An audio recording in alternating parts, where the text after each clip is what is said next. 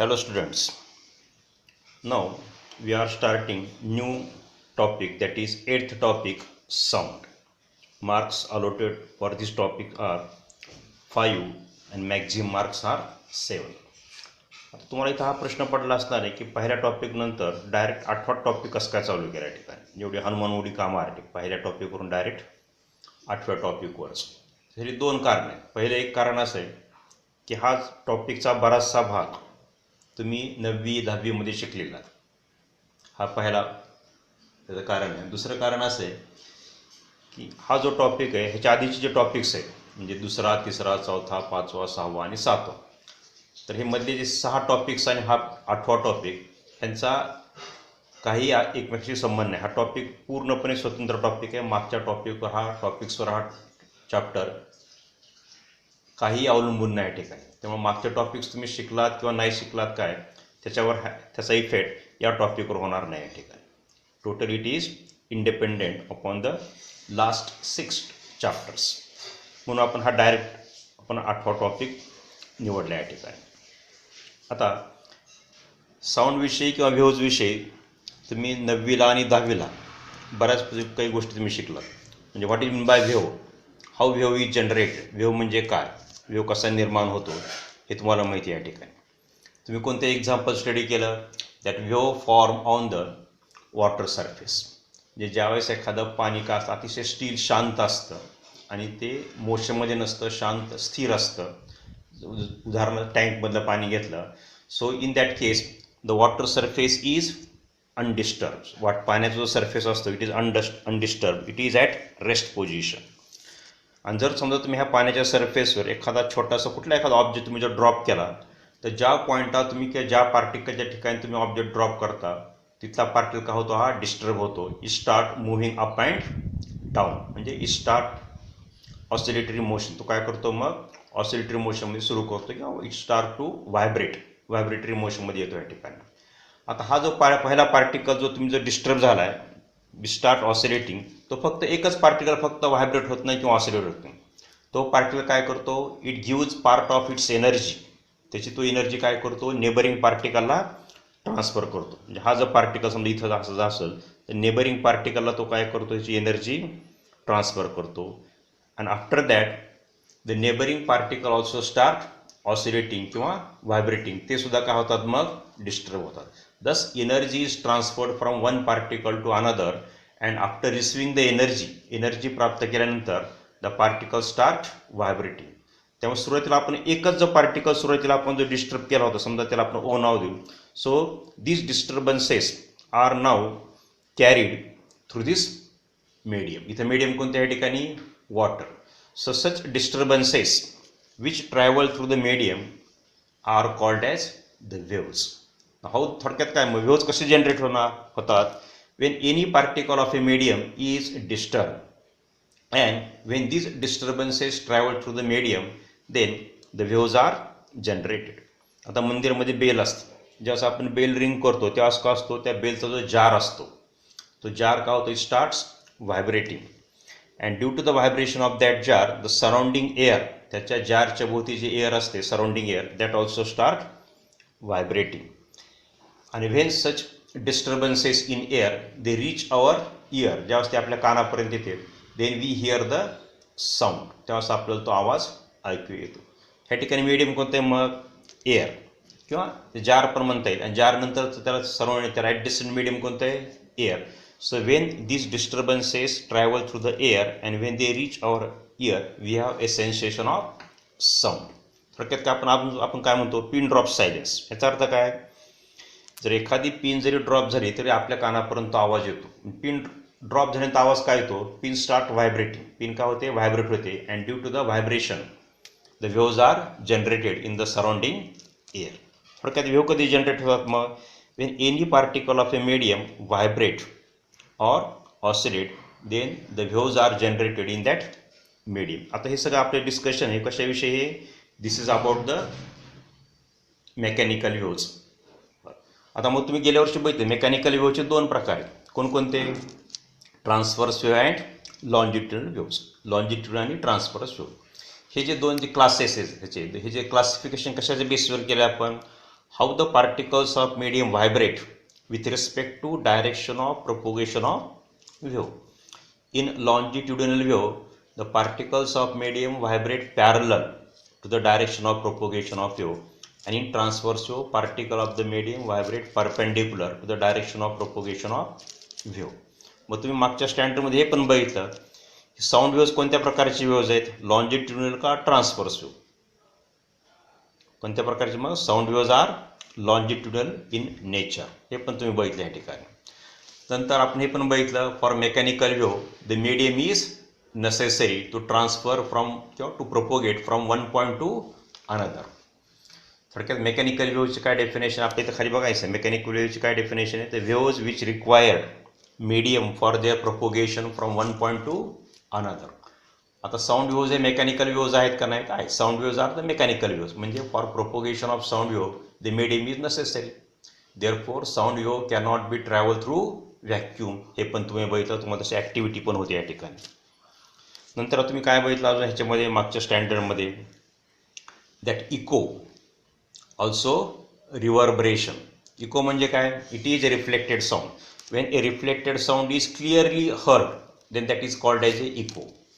What is the condition for echo to be clearly heard. एखादा echo तुम्हाला clearly ऐकायचा असेल तर काय कंडिशन असते, that the distance of the reflecting surface like wall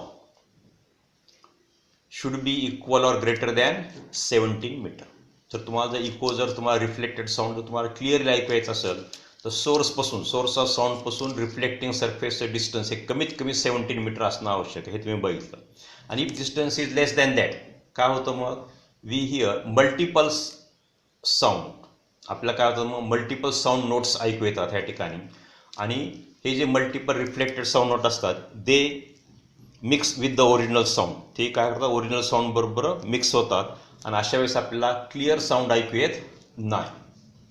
so we hear multiple reflected sound and this sound it mix with the original sound so that the reflected sound cannot be clearly heard. आणि त्याला काय म्हणायचं असतं, that is called as reverberation. हे पण तुम्ही मागच्या स्टँडर्डमध्ये बघितलं या ठिकाणी.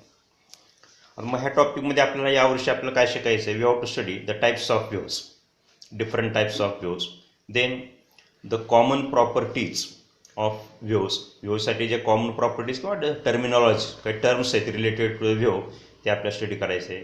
नंतर जे तुम्ही बघितलं types of transverse wave and longitudinal wave, these are the 2 types of mechanical wave. त्यांच्या आपल्या इथं कॅरेक्टरिस्टिक्स आपल्या इथं ठिकाणी डिटेलमध्ये बघायच्या ठिकाणी. Then mathematical expression of wave, हा पार्ट तुम्हाला नवीन आहे या ठिकाणी. How to express the wave in mathematical form, ते आपलं बघायचं आहे. Then we have to study the speed of travelling wave. वेगवेगळे जे वेव्ह आहेत ट्रान्सव्हर्स वेव्ह आणि लॉन्जिट्युडिनल वेव्ह, त्यांची स्पीड कोणकोणत्या फॅक्टर्स अवलंबून असते ते आपल्याला बघायचं आहे. Then principle of superposition of wave, हा परत तुम्हाला नवीन कन्सेप्ट आहे या ठिकाणी. Then again we have to study echo, reverberation in detail and acoustics. Acoustic म्हणजे काय, it is a study of production, propagation, reflection of sound. त्याला म्हणायचं acoustic, production, propagation and reflection. नंतर तुम्हाला काय बघायचं आहे, क्वालिटीज ऑफ साऊंड. हे पण तुम्ही मागच्या स्टँडर्डमध्ये बघितलं, qualities of sound. Quality of साऊंडमध्ये काय काय येतं ह्या ठिकाणी, मग लाऊडनेस, देन इट्स टिंबर पण म्हणतो आपण ह्या ठिकाणी त्याला, हे क्वालिटीजमध्ये येतात, ते पण आपल्याला बघायचं. Lastly Doppler effect. Doppler effect परत आपल्याला डिटेलमध्ये नवीन कन्सेप्ट आहे तुम्हाला, तो परत आपल्याला यावर्षी स्टडी करायचा आहे ठिकाणी. Now the first part is the introduction. त्याच्यामध्ये आपल्याला काय बघायचं आहे, types of waves. First type is the mechanical waves. काय ते सांगता येईल मग, the waves which require a material medium for their propagation is called as the mechanical waves. म्हणजे थोडक्यात काय, ज्या वेव्हच्या डिस्टर्बन्सला एका पॉईंटपासून दुसऱ्या पॉईंटकडे जाण्यासाठी, प्रोपोगेट होण्यासाठी मीडियमची आवश्यकता असते, such waves are called as mechanical waves. Examples काय काय सांगतात आपल्याला, मग sound waves is the best example of mechanical waves. Then waves form on the water surface. इथं मीडियम कोणतं, इथं वॉटर. साऊंड वेव्हच्या बाबतीमध्ये जनरल मीडियम का असतं आपलं, air. So the waves which require a material medium for their propagation are called as mechanical waves. Then next is the electromagnetic waves. The waves for which the material medium is not essential are called as the electromagnetic waves.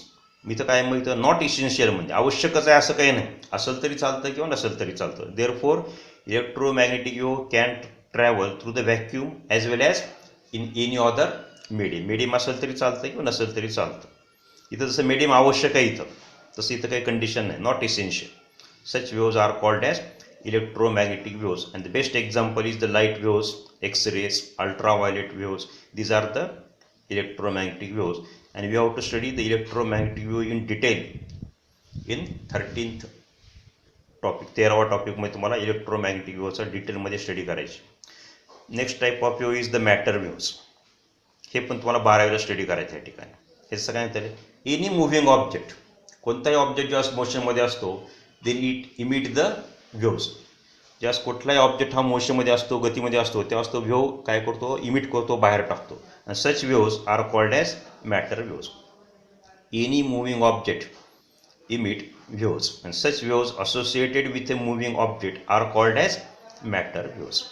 ज्यावेळेस electron हा मोशनमध्ये असतो त्यास काय करतो, electron also emit these matter waves, and these matter waves associated with the electrons, they are used in electron microscope. हे तुम्हाला 12th standard मध्ये परत डिटेलमध्ये शिकायचं आहे ठिकाणी. Next type is the travelling or progressive wave. It's name is itself indicate that this wave travels continuously, किंवा त्याची सतत प्रगती होत असते. therefore it is also called as progressive wave. The wave which travel continuously in the given direction is called as the progressive wave. ह्याचं example काय सांगता येईल आपल्याला, मग that waves form on the water surface can also be called as the traveling waves. पाण्याच्या सरफेसवर जे wave तयार होत असतात they are the travelling wave किंवा they are the progressive waves. Electromagnetic waves they are also the progressive waves. So wave which travels continuously in the given direction are called as progressive waves. आपण जे शिकणार ह्या टॉपिकमध्ये sound waves they are also progressive waves. And the next type is the stationary waves. त्याच्याविषयी काय सांगता येईल आपल्याला, the waves which do not travel in forward or backward direction or in any direction are called as the stationary waves. थोडक्यात काय असतात, these waves are localized, एकाच जागेवर असतात. they neither move in forward direction, backward direction or any other direction, and they are localized, एकाच ठिकाणी ते स्थिर असतात. and such waves are called as standing waves, or also they are called as stationary waves, and we have to study the stationary waves in detail in 12th standard. The waves which do not travel in forward or backward direction and which are localized are called as stationary waves. So these are the different types of waves. We will study the next part in next video.